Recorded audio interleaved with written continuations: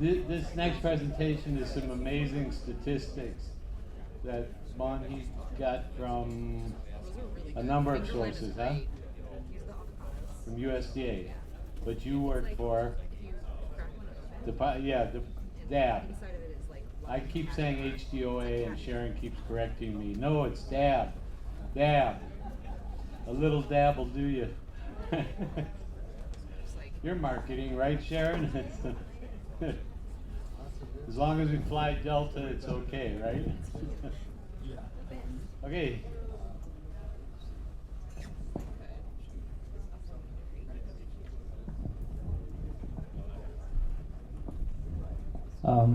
Hello, my name is Bonhee J Keanu. I'm an economist with the Hawaii Department of Agriculture and Biosecurity. I know it's after lunch. You might be tired. Please feel free to take a nap. I will not be offended. Yes. I hope that I'm not going to put you to sleep with all these statistic numbers. Anyway, some of you might wonder why this Asian guy has the last name Keanu. Long story short, I'm a huge fan of Keanu Reeves, and I know that he grew up in Hawaii, and Keanu is a Hawaiian name meaning cool breeze over the mountain. I loved it so much that I just decided to change my name to Keanu.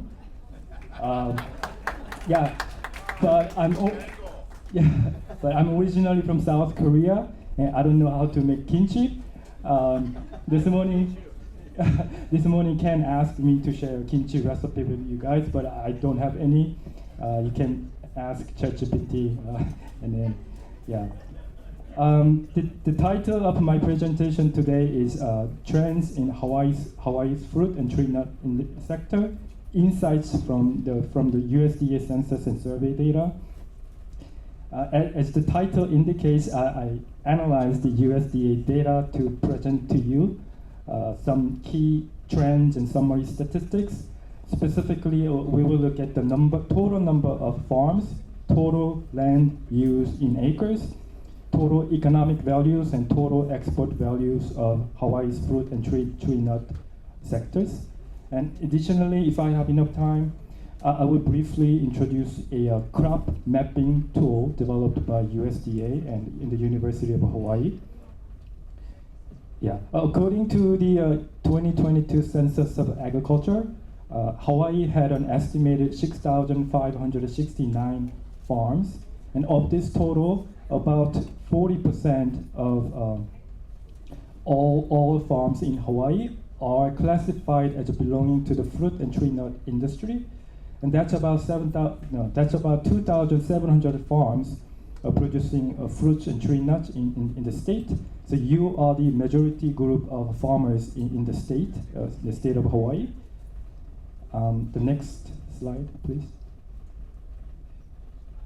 This chart shows the distribution of Hawaii's fruit and tree nut farms by acreage, by acres. For example, about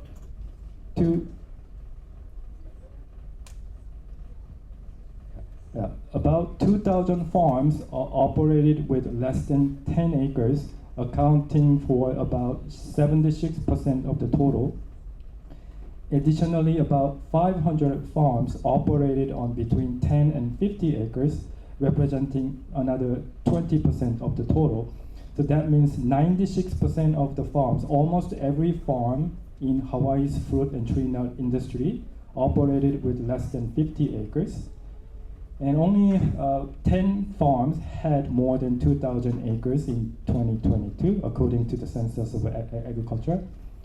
Next slide, please. And this chart shows the change in the total number of major fruit and tree nut farms in the state of Hawaii over the last 3 census years, 2012, 2017, and 2022. And I don't know if you can see, but with those in like brownish colors, like a coffee and macadamias, we can see a downward trend in the number of farms. And for example, the total number of coffee farms. Are you okay?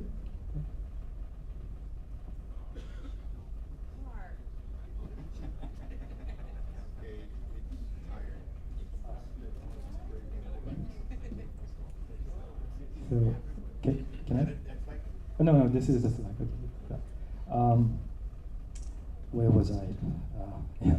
The total number of coffee farms decreased from about 1,600 in 2012 to 1,100 in 2022. Similarly, the total number of macadamia farms was down from 800 in 2012 to 600 in 2022. I think this decline is likely due to the pest and disease that have significantly affected the coffee and macadamia farm operations over the last decade. And for those in greenish colors like lemons and limes and mangoes, passion fruit, and guava, then the total number of their farms increased consistently over the past decade. And for those in like bluish colors like avocados, bananas, oranges, papayas, and so forth, we see a different pattern. The total number of their farms increased from 2012 to 2017, but then decreased in 2022. Next slide, please.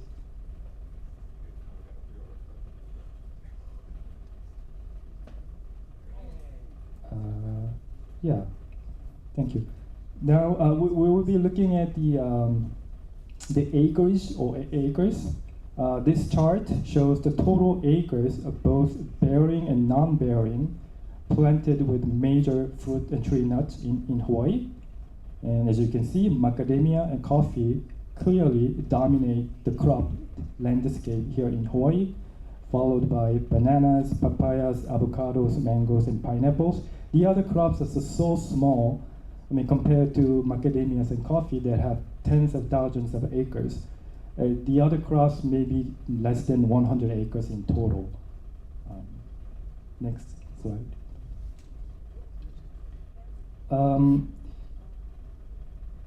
Okay, this is the total value of utilized productions of Hawaii's fruit and tree nut farms from 2010 to 2023. The value of utilized productions rose steadily from $53 million in 2010 to $140 million in 2021, before declining to $83 million in 2023. I think this recent downturn may reflect the effect of the pandemic, the supply chain disruptions, high inflation, and other economic factors. Next slide, please. And I find this chart to be particularly interesting because it shows that the total farm sales of Hawaii's fruit and tree. Okay, so this chart shows the total farm sales of Hawaii's fruit and tree nut industry, categorized by acreage interval, like 1 to 10 acres, 10 to 50 acres, and so forth. And what it shows is that the large-scale farms, for example, those with more than 2,000 acres, made significantly higher incomes compared to smaller scale farms. The large-scale farms, their incomes represent about 46%, or nearly half of all sales income generated by, reported by Hawaii's fruit and tree nut farms. Moreover, their sales income, the large-scale farms' sales income, increased like 44% over the last decade, from $53 million in 2012 to $76 million in 2022. But by comparison, when you look at smaller scale farms, their total income actually decreased over the past decade. So this underscores the benefits of economics of scale. Next slide, please. And this table shows the total export values of every fruit and tree nut exported and shipped from Hawaii from 2022 to 2024. As you can see, macadamia is one of the top agricultural commodities exported from Hawaii. And China is the largest importer of Hawaii's macadamia nuts. And Chinese imports of macadamia nuts increased from $4.2 million in 2020 to $11.5 million in 2022. Coffee is not shown in this table, but coffee is also one of the major top agricultural commodities exported from Hawaii to global markets like Japan, Canada, Europe, and other Asian countries. Interestingly, Hawaii started exporting lemons and limes to Canada in 2024, last year, worth about $3 million.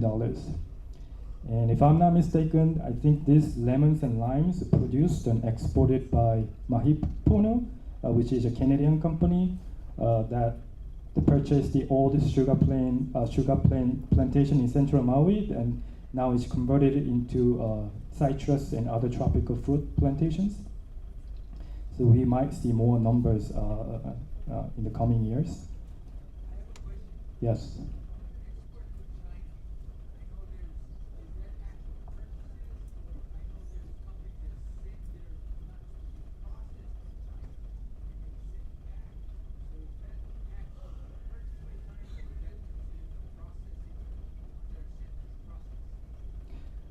I don't think I know. Sharon, do you know?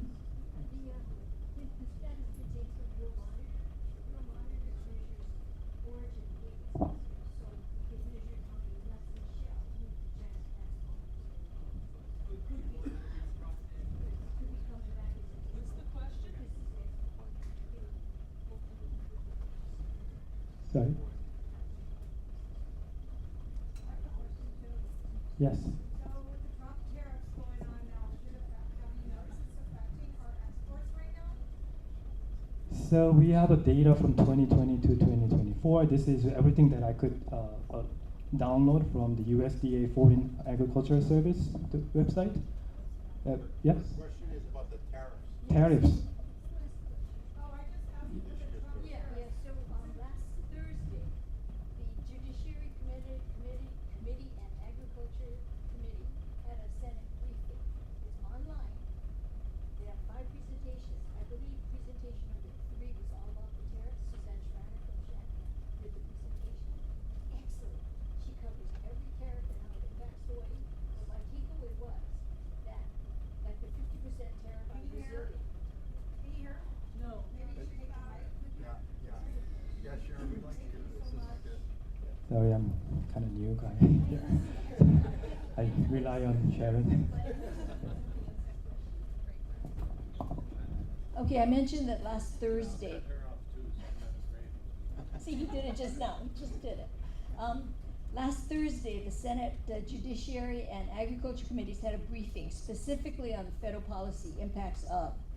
And 5 presentations, number 3 presentation I think was Suzanne Schreiner from SHAC, Synergistic Hawaii Agriculture Council. She does strictly exports funded by the USDA MAP program. She extensive, it answers your question about the impact of the tariffs. So the question was, Brazil, we have a 50% import, 50% tariff on Brazil. Surely our coffee must be doing great because of the 50% tariff. But Suzanne explained that our coffee is not in the staple category. Our coffee is in the luxury category. So what it did impact is the Folgers can. A can of Folgers likely went from $8 to $20. But we are not even in that 2-pound can range. Our coffee is way different. So the Brazilian 50% tariff did not affect our coffee, but she did cover all the other tariffs, not all, but you know, what we export. So I highly recommend that you tune into that briefing, which is posted on the website, the Hawaii Legislature website. Speed to number 3, which is Suzanne Schreiner, and then number 5, which is Amy Miller from the Food Bank. But make sure if you speed to number 5, you have Kleenex in front of you. It's somber and grim, okay? But to answer your question, the tariffs did impact us. You have a comprehensive report online. The website again? State Hawaii, wait, can you pull it up? No. Oh, you don't have internet, okay. Just do Hawaii State Legislature, okay? And then go to the hearings. There's a tab for hearings. Thank you. Thank you, Sharon.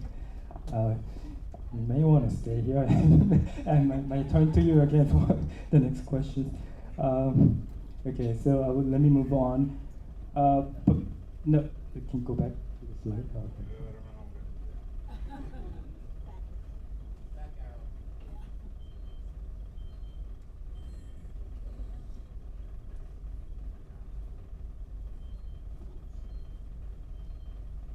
Oh, okay, thank you. What So- do we export to Taiwan that's inedible?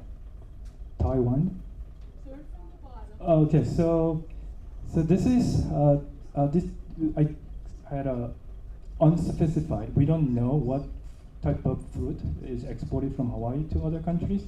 Maybe it's a very minor fruit. It has about what, like $4,000 in 2022 exported to Taiwan for three or so. Maybe they don't. The U.S. custom may not classify specify every commodity that is exported. So I don't know. So, sorry. Yeah, papaya was like you can see was one of the major fruits exported from Hawaii. In total, I think Hawaii exported about $6 million of papayas to Canada, Hong Kong, and Japan in 2020. But the total export value of papayas declined to about $3.5 million in 2024. And the data also shows that from time to time, Hawaii exports other tropical fruits like avocados, pineapples, grapes, peach, and some other unspecified fruits to Canada, East Asian countries, and Australia. Next slide. Small numbers. Small numbers, yes. Okay, so recently I did research on the profitability of farm operations in Hawaii using the 2022 census data and the return on asset measurement metric. And long story short, my finding shows that on average, across all agricultural commodities, not just fruit, but vegetables, livestock, beef, pork, fish, aquaculture, forestry, everything included. On average, farms need to make over $100,000 in annual farm sales to be financially profitable or operationally efficient. And only about 9% of farms in Hawaii made over $100,000 in 2022. Next slide. And there's another way to look at the profitability. The one that I just showed you is based on annual farm sales, but this is a profitability analyzed based on farm acres, like acreage interval, like 1 to 10 acres, 10 to 20 acres, and so forth. So based on this method, another approach, on average, farms with less than 10 acres experienced negative returns to assets, and farms with 70 to 100 acres achieved the highest profitability. And I don't know if you can see there is a diminishing return to scale. In other words, it is not always the case that large-scale farms are always profitable. That's not the case. And I think that's because those large-scale farms that have negative that show negative return to assets are more likely cattle ranchers. About 70% of the agricultural land in Hawaii is a pasture land, which consists of mountains and valleys and rolling hills. And this type of pasture land is not, you can imagine, is not as economically productive or intensely utilized as a cropland. So that's why you may see these large-scale farms that have a negative profitability because they have a large land, but maybe every piece of the land they operate is not generating enough income for the farms. Yeah. So when you talk about the acreage, are we talking about the size of the farm or the amount in production? Size of the farm. Yeah. So, like for example, like we have a really large, those who have 2,000 acres or more, they managed to have a positive, they managed to achieve a positive net profits. Those are maybe the largest ranchers in the state of Hawaii. My phone. Sorry? My phone.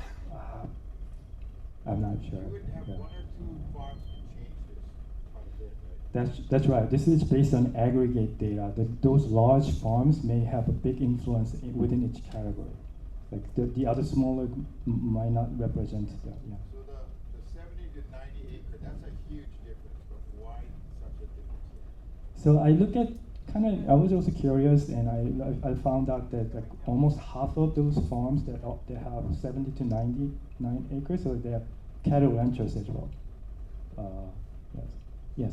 When we talk about return on assets percent, are we including land value as an asset? Yeah, so this return on asset is basically ratio of net profit to the total value of assets, including the land. Yeah, so basically it shows out of your assets, everything that you have, land, equipment and tools, whatever, how much income are you generating, how much like net profit are you generating out of it. That's what it shows. This is all ag production. Yeah. And the net profit takes into account the variable cost, the fixed cost, every cost that is reported by farms. Yeah. Why you gonna wait till nothing, right? They're not doing harvesting yet. So Oh, that was 2022, you're right, yes, Right, so 2022. wait till that. Yeah, so they don't change. Where was I? Okay. Okay. And I again, like you made a really good point. It's important to remember that this profitability analysis is based on aggregate data. It includes everybody. In other words, that this average number does not reflect every single individual farm. Every farm is different in many different ways. Their profitability may depend on the type of commodities they produce, their farm production practices, their demographic characteristics, social, economic, and other environmental factors. So just because you have less than 10 acres, it shows that you are likely to have a negative profitability, but that's not always the case. You may have less than 10 acres, but you could be still profitable. Or you could be making over $100,000 in sales, annual sales income, and you could still make losses, I guess, if that makes sense. Next slide, please. Okay, so this is a map of the Hawaiian Islands, as you can see. And the USDA and the University of Hawaii teamed up and developed this web-based geospatial application. If we had access to internet, I could actually show you the website and demonstrate and show you how to navigate, how to use the website. But we don't have the internet connection, unfortunately. So let me show you some of the slides that I take a photocopy here. So University of Hawaii and USDA, they use satellite images, pictures, and on-the-ground verifications to visualize this crop type, crop locations, and land cover information. And they have a list of select commodities for this mapping. So unfortunately, they do not cover every commodities, but they have like tropical fruit, citrus, coffee, macadamia, papaya, pineapple, and a few others. Next slide. So for example, this is a map of Oahu, and in the central part of the island and up on the north shore, you can see some light green areas. Those are seed crops. I think those are mostly corn seed. The yellow color in the middle is banana, and the light brown in the north is pineapple. I think that's door plantations. Next slide. And this is a map of Kauai. And if you look along the south and west coast of the island, you can see a chunk of land planted with seed crops, the light greenish colors, mostly corn, I believe. And the dark brown in the south is the Kauai Coffee, the biggest coffee company in the state. And on the North Shore, you can see many red spots, red areas. Those are all tropical fruit.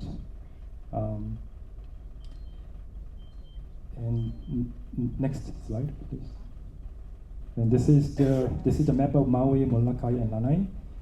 And in central Maui, you can see light yellow areas, Mahipono, that now have large citrus plantations, and you see some red area as well. That's tropical fruit. They are like a tropical. They are like citrus crops like lemons and limes, oranges, grapefruit, and more. Next slide, please. So lastly, this is the last map, the map of Hawaii Island, also known as the Big Island. And you can see the Kona coffee belt on the west side of the island. And that's where Kona coffee is produced. And I don't know if you can see there, you can also see some pinkish colors in the south. That's macadamia nuts, and also near the city of Hilo, the pinkish colors, those are also macadamia nuts. The big company that produce macadamia nuts in Hilo. And also if you can find the orange, like it's kind of orange colors, they are papayas in the Puna area, in the southeastern part of the island.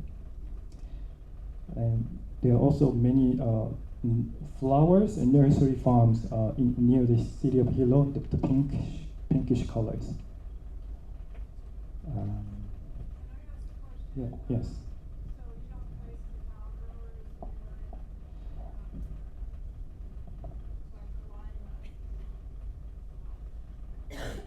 I don't see cocoa here in this list. Yeah. Tropical fruit? Yeah, the tropical fruit. It could be. Sorry? Oh yeah, so it could belong to the tropical fruit, the red color. Yeah. Sorry? Ulu? Tropical fruit. Yeah.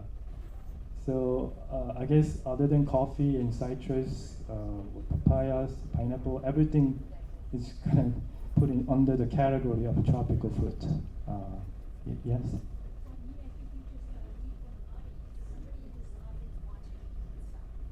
Okay. Do we have USDA folks here? Yeah.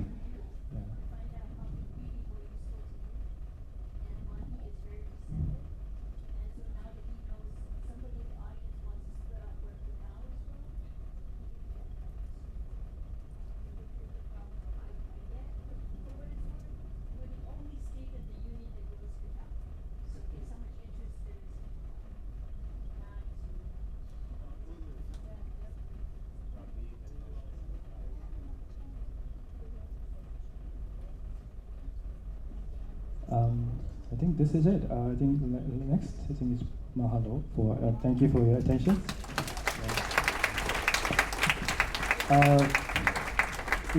Lastly, let me I have one request. So we are research statisticians. We are economists. We are the nerd guys. We always do surveys and do data analysis, and we don't produce food, but we produce reports and research findings that can help policymakers make informed decisions, that can support your agriculture community. And I know that nobody wants to participate, nobody wants to take a phone call to do the surveys. I personally don't do the surveys. I don't never answer the phone for the surveys. But I like to ask that we plan to have more surveys, conduct more surveys among you guys, and I hope I encourage you to participate in those surveys. Yeah, thank you.